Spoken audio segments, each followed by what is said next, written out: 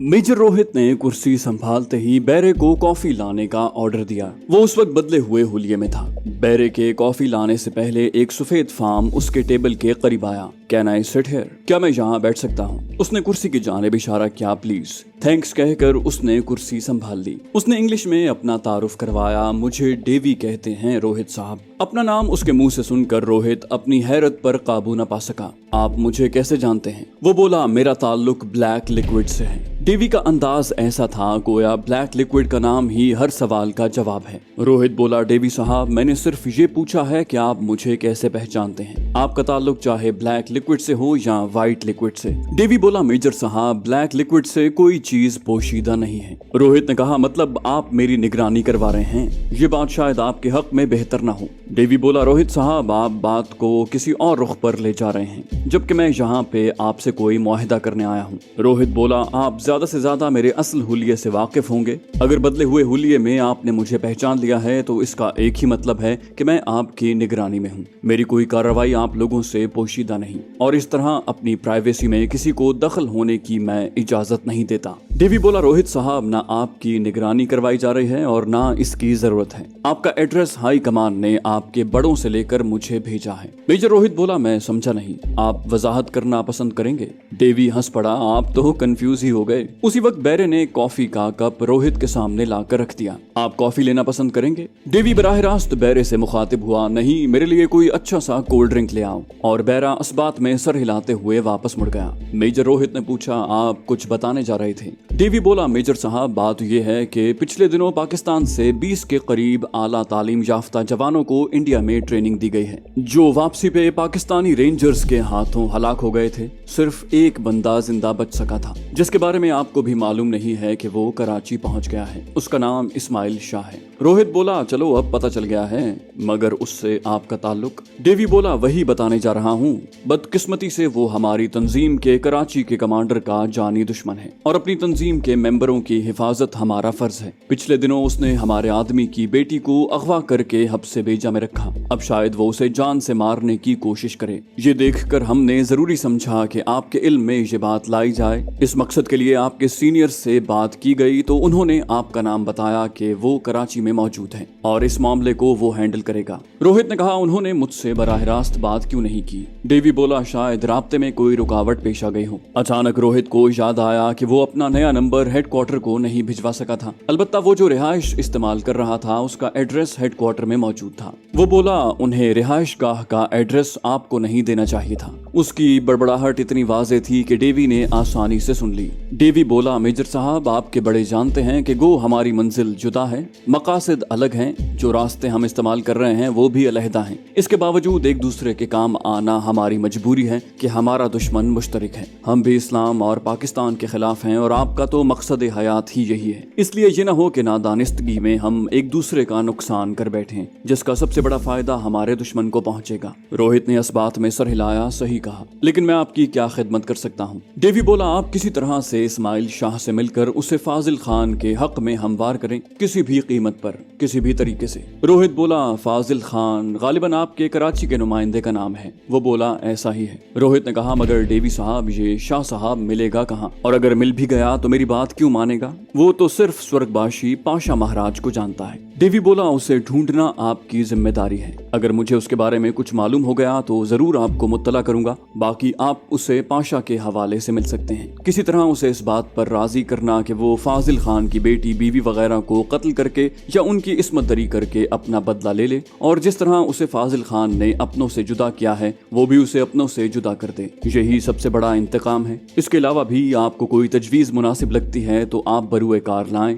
यूं भी आपकी जो शोहरत सुनी है उस लिहाज से ये काम आपके लिए कोई मुश्किल नहीं है। बाकी फाजिल खान को नहीं मरना चाहिए। वो काबिल एतमाद और काम का बंदा है। ऐसा बंदा शायद दोबारा बड़ी मुश्किल से मिले। अगर ऐसा कोई मरहला आने लगा तो मेरा ख्याल है इस्माइल शाह की कुर्बानी दे दी जाए कि फाजिल खान आपका बंदा ना होने के बावजूद बराह रास्त न सही बिलवास्ता आपके लिए बहुत आसानियां पैदा करता है। रोहित हतमी लहजे में बोला, इसका फैसला मैं अपने बड़ों और इस्माइल शाह से मुलाकात के बाद कर सकूंगा। डेवी बोला, okay, wish you good luck. उसने 100 100 का नोट जेब से निकाल कर कोल्ड ड्रिंक की बोतल के नीचे रखा और हाथ हिलाता हुआ रुखसत हो गया। रोहित ने भी उसे मना करने की कोशिश नहीं की थी कि वो अमरीकी मिजाज से वाकिफ था कि एक टेबल पे गपशप करने वाले दोस्त भी उठते वक्त अपना अपना बिल अदा करते थे, तो रोहित तो फिर भी एक अजनबी था। डेवी के होटल से निकलते ही उसने बैरे को बुलाकर कॉफी का बिल अदा किया और होटल से निकल आया। उसका इरादा रिहाइश गाह पर जाकर हेडक्वार्टर बात करने का था। इस्माइल शाह की हिस्ट्री से वो नावाकिफ था। हेडक्वार्टर से ही उसे उसके बारे में तसल्ली बख्श मालूमात मिल सकती थी।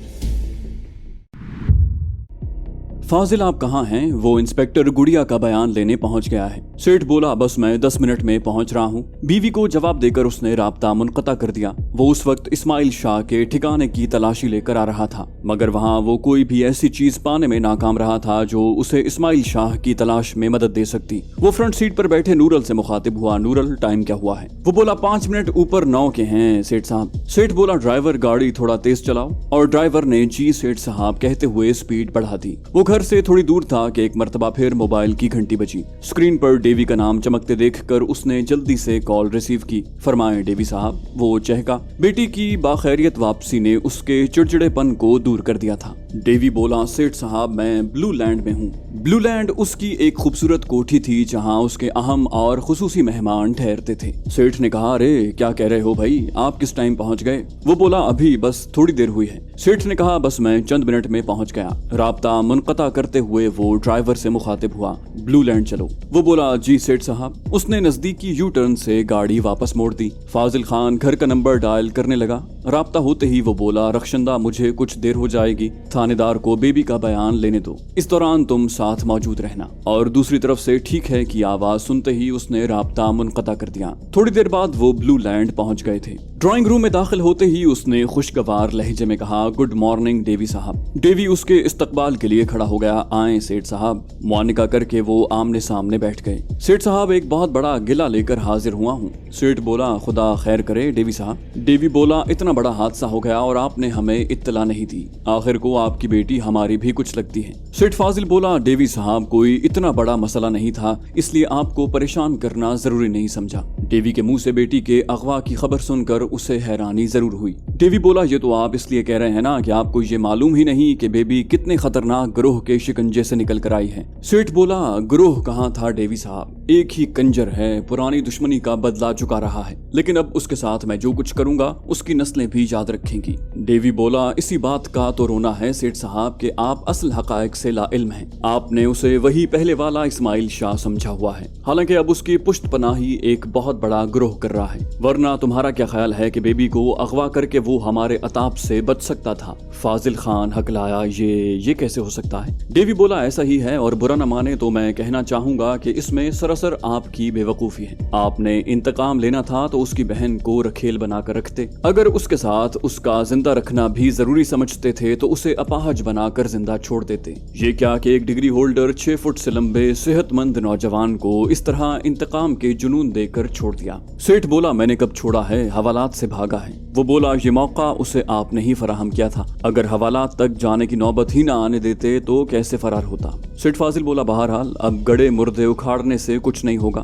इसका हल सोचो कि क्या किया जाए। डेवी ने एक लफ्ज बोला सुलह। फाजिल खान के लहजे में हैरानी थी, मैं समझा नहीं। डेवी बोला आपको इस्माइल शाह से सुलह करनी पड़ेगी। सेठ बोला ऐसा नहीं हो सकता डेवी साहब। फाजिल खान इस तरह की हालत में अपनी जगह से खड़ा हो गया। सेठ फाजिल बोला उसकी हैसियत मेरे नजदीक एक कीड़े मकोड़े से ज्यादा नहीं। उसने मेरी गुड़िया को हब से बेजा में रखा, उसकी कीमत उसे चुकानी पड़ेगी। डेवी बोला तशरीफ रखें सेठ साहब और आराम से सोचें, अब वो पहले वाला इस्माइल शाह नहीं रहा। सेठ फाजिल ने कहा वो जितना भी 30 मार खान बन गया हो, सेठ फाजिल उसके सामने नहीं झुक सकता। डेवी ने सोचने के अंदाज में सोफे से टेक लगा ली। सेठ फाजिल को कायल करना उसके लिए मुश्किल हो रहा था। चंद लम्हों के बाद वो बोला अच्छा तो आप बताएं क्या करना चाहिए? सेठ फाजिल बोला मेरे पास तो एक ही हल है डेवी साहब, अपने तमाम आदमी उसकी तलाश में लगा देता हूँ, जहाँ मिलेगा पार कर देंगे। डेवी बोला सेठ साहब क्या उसके मरने के बाद उसका गिरोह आराम से बैठ जाएगा? सेठ फाजिल बोला वो कर लें जो उनसे होता है। सेठ फाजिल अब इतना गया गुजरा नहीं कि इस तरह के सड़क छाप गिरोहों से निमट न सके। डेवी बोला सेठ साहब वो सड़क छाप गिरोह नहीं है, आप समझने की कोशिश क्यों नहीं कर रहे? अगर आप उनसे बरतर हैं तब भी खामखा की दुश्मनी से हमारे काम का हर्ज तो होगा। अब यही देख लो, जब से आप अपनी बेटी की वजह से डिस्टर्ब हुए हैं, तंजीम की खातिर चार आने का काम भी नहीं कर सके। सेठ फाजिल बोला, मुझे इसका एहसास है और जल्द ही मैं आपकी ये शिकायत दूर कर दूंगा। सेठ फाजिल के लहजे में कोई ऐसी बात जरूर थी कि डेवी जल्दी से बोला, सेठ साहब, आप हमारी तंजीम का सरमाया है, आपको हल्का सा नुकसान भी पहुंच गया तो इसकी तलाफी सारी जिंदगी नहीं हो सकेगी, इसलिए मैं मशवरा दे रहा हूं कि आप बेफायदा दुश्मनियों से इज्तनाब करें। बाकी अगर आपको ये मंजूर नहीं है तो इस बात पे मैं आपको कभी भी मजबूर नहीं करूंगा। फाजिल खान सपाट लहजे में बोला, मेहरबानी डेवी साहब। डेवी बोला, कुछ खफा खफा से लग रहे हैं आप। सेठ बोला, डेवी साहब, एक बात याद रखना, मैं अपने किसी हमवतन की बरतरी बर्दाश्त नहीं कर सकता, चाहे वो कितनी ही अहम शख्सियत क्यों ना हो। और जहाँ तक ताल्लुक है इस्माइल का, तो उसने मेरी बेटी को तकलीफ दी है, उसको मैं कैसे माफ कर सकता हूँ। डेवी साहब, गुड़िया की चीखें, उसका रोना गिड़गिड़ाना मेरे दिमाग से उसी सूरत में महव होगा कि उस पे इस्माइल के खून का छिड़काव किया जाए। हिना की बेबसी मैं कब माफ कर सकता हूँ, उसका फटा हुआ लिबास मैं अपनी आंखों से देख कर आया हूँ। डेवी बादल नखास्ता बोला, हमें तुम अपने हमरा पाओगे सेठ। उसे पता चल गया था कि इस्माइल और फाजिल का टकराव नागुजीर है। उसे एहसास हुआ कि रॉ को इस्माइल के मुताल्लिक मालूमात देना उसकी गलती थी। उसे पहले फाजिल खान का इंतिया लेना चाहिए था। इस तरह इस्माइल के मामले में उसकी हठ धर्मी जाहिर हो जाती और डेवी खामोशी से इस्माइल शाह को रस्ते से हटा देता, क्योंकि बड़े फायदे के लिए छोटी मोटी कुर्बानियां देनी पड़ती हैं और इस्माइल शाह तो वैसे भी बराह रास्त उसे कोई फायदा नहीं पहुंचा रहा था। सेठ फाजिल ने कहा, इन कीड़ों से निपटना मैं जानता हूँ डेवी साहब, आपको तकलीफ करने की जरूरत नहीं। पहले बेख्याली में उसे डंक मारने का मौका मिल गया था, अब उसकी ऐसी कोई भी कोशिश कामयाब नहीं होगी। और आप बेफिक्र रहें, मैं चंद ही दिनों में गुज़श्ता अय्याम की तलाफी कर दूंगा। डेवी बोला, ठीक है सेठ साहब, अब इजाजत दें। बस आपको खबरदार करने के सिलसिले में हाजिर हुआ था कि अब इस्माइल शाह को पहले वाला इस्माइल मत समझें, अपना और अपने घर वालों की हिफाजत का खातिर खा बंदोबस्त कर लें। सेठ फाजिल बोला, आज तो अपनी खिदमत का मौका देते। उसके लहजे का रस्मीपन नुमाया था। डेवी को महसूस हुआ कि उसकी बात को फाजिल खान ने बहुत शिद्दत से महसूस किया है, मगर जो होना था वो हो चुका था। यूं भी कमान से निकला तीर और मुंह से निकली बात वापस नहीं आ सकती। उसने खड़े होकर कहा, शुक्रिया सेठ साहब, फिर कभी सही। और सेठ से हाथ मिलाकर वो बाहर की जानिब चल दिया। फाजिल ने उसे दरवाजे तक रुखसत करने की जहमत नहीं की थी। हिना फाजिल अली खान की गुफ्तगू का खोखलापन दिलशाद से पोशीदा न रह सका। वो जान गया कि वो रट्टा रटाया बयान दे रही हैं, मगर वो कोई आम लड़की नहीं थी कि दिलशाद उसे धमका सकता। उसकी बात खत्म होते ही उसने बयान कलम बंद करवाने को कहा। ओके साजिद, तुम बाहर गाड़ी में चले जाओ, मैं आता हूँ। और साजिद जी सर कहता हुआ ड्राइंग रूम से बाहर निकल गया। वो रखशंदा फाजिल से मुखातिब हुआ, बहन अगर नागवार ना हो तो मैं अपनी बेटी से अकेले में चंद सवाल करना चाहूंगा। वो खुश अखलाकी से बोली, जरूर भैया। यूं भी दिलशाद की गुफ्तगू और बावकार अंदाज से वो काफी मुतासिर हुई थी। उसके जाते ही दिलशाद अमीन ने आगे बढ़कर हिना के सर पर हाथ रख कर कहा, तुम्हें बेटी कहा है, इस नाते अगर मुनासिब समझो तो अपने अंकल के सवालों के जवाब दे दो। अगर ये मुमकिन न हो तो खुदारा खामोश रहना, झूठ मत बोलना, मैं भी आपको मजबूर नहीं करूंगा। वो झिझकते हुए बोली, पूछे अंकल। दिलशाद बोला, बेटी अभी थोड़ी देर पहले जो कहानी आपने सुनाई है उसमें हकीकत का अंसर बहुत कम था और मैं हकीकत सुनना चाहता हूँ। उसकी बात पे हिना ने खामोशी से सर झुका लिया। दिलशाद चंद लम्हे उसके बोलने का मुंतजिर रहा, फिर बोला, बेटी ये बात ऑफ द रिकॉर्ड है, सरकारी तौर पर आपका वही बयान रिकॉर्ड रहेगा जो आप कलम बंद करवा चुकी हैं। ये बात आपके और मेरे दरमियान राज है। वो बोली, अंकल इसमें आपका फायदा। दिलशाद बोला, एक बेगुनाह की निजात के लिए शवाहिद की जरूरत है। वो बोली, कौन बेगुनाह? दिलशाद बोला, शायद जो आपका मुजरिम है, इस्माइल शाह। एक लम्हे की खामोशी के बाद वो धीरे से बोली, वो मेरा मुजरिम नहीं है। दिलशाद ने कहा, पर तुम्हारी कहानी तो कुछ और कहती है। वो बोली, वो सच्ची नहीं है। दिलशाद ने पूछा, तो सच क्या है? वो बोली, वो बेगुनाह है, उसके साथ जुल्म हुआ है, ये तो उसका ज़र्फ है कि उसने दुश्मन की इज्जत को पामाल नहीं किया। दिलशाद बोला, मैं सारी कहानी सुनना पसंद करूंगा। और हिना धीमे लहजे में अगवा के दिनों की सारी दास्तान बिला कमोकास्त उसके सामने दोहराने लगी। आखिर में वो कह रही थी, अंकल एक जवान मर्द के हाथ आई बेबस लड़की जिसके बाप को वो दुश्मन जानता हो, इस तरह बगैर कुछ कहे छोड़ देना आज के दौर में नामुमकिन लगता है, और उसकी ये मेहरबानी मैं सारी जिंदगी याद रखूंगी। दिलशाद बोला, बेटी बड़ी मेहरबानी कि तुमने मुझ पे एतमाद किया, यकीन रखो तुम्हारी ये बातें इस दिल में दफन रहेंगी। वो मुल्तजी लहजे में बोली, अंकल अगर हो सके तो उस पे लगे इल्जामात साफ कर दें, वो वाकयतन मजलूम है। दिलशाद बोला, बोला जरूर बेटी। दिलशाद को वो हमदर्द सेठ ज़ादी बहुत अच्छी लगी थी। अब मैं चलूंगा। उसके सर पर हाथ रख कर वो बाहर आ गया। थोड़ी देर बाद वो चंद सिपाहियों के हमरा उस मकान का रुख कर रहा था जहां हिना को कैद रखा गया था।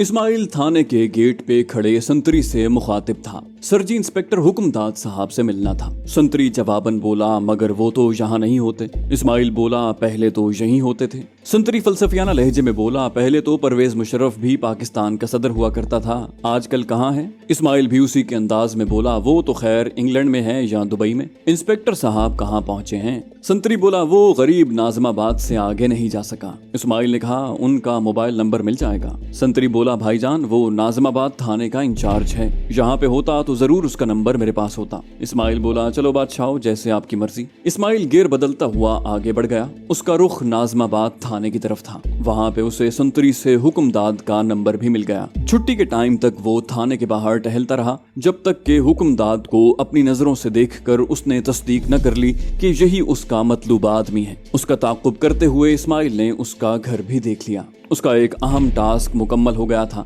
बाकी का दिन उसने चंद जरूरी अशिया की खरीदारी में सर्फ किया। शाम तक वो वापस अपने मकान पर पहुंच गया था। बैरूनी दरवाजे का ताला खोलते हुए एक सोच उसके जहन में दर आई। अगर ताला खोलने की बजाय मैं दस्तक दे रहा होता और अंदर कोई मुंतजिर होता, पर कौन होता? इस सवालिया सोच के साथ ही हिना की शबी उसकी आंखों में उभरी और उसके साथ उसकी शोख आवाज उसके कानों में गूंजी। टाइम देखा है? सारा दिन कहाँ गायब रहे? पता है कब से भूखी बैठी हूँ। इस्माइल ने जोर से सर झटका। कब से भूखी बैठी हूँ, इसको कहते हैं जागती आंखों से ख्वाब देखना। मोटरसाइकिल सहन में खड़ी करके वो अंदरूनी कमरे की जानिब बढ़ गया। तो दोस्तों, ये थी हमारी आज की एपिसोड। उम्मीद करते हैं आपको हमारी कहानी पसंद आई होगी। जाने से पहले इस वीडियो को लाइक कीजिए और शेयर करना मत भूलिए। कमेंट करके हमें बताइए कि आपको हमारी वीडियो कैसी लगी। और अगर अभी तक आपने इस चैनल को सब्सक्राइब नहीं किया तो इसे सब्सक्राइब कीजिए और बेल आइकन दबाकर ऑल नोटिफिकेशंस ऑन कर लीजिए। कराची के इलाके कायदाबाद फ्लाईओवर के करीब धमाका। रोशनी के शहर कराची को तारीक करने की साजिशें बेनकाब। भारतीय एजेंसी रॉ की चालबाजियां, मक्कारियां। एक ऐसे नौजवान की दास्तान जिसे हालात ने दहशतगर्द बनने पर मजबूर किया। बदनाम ज़माना एजेंसी ब्लैक वाटर के गलीज धंधे। पाकिस्तानी ISI के कारनामे। मुल्क की खातिर कुर्बानियां। स्नाइपर और भगोड़ा के बाद पेश खिदमत है रियाज आकिब कोहलर का एक और शाहकार नॉवल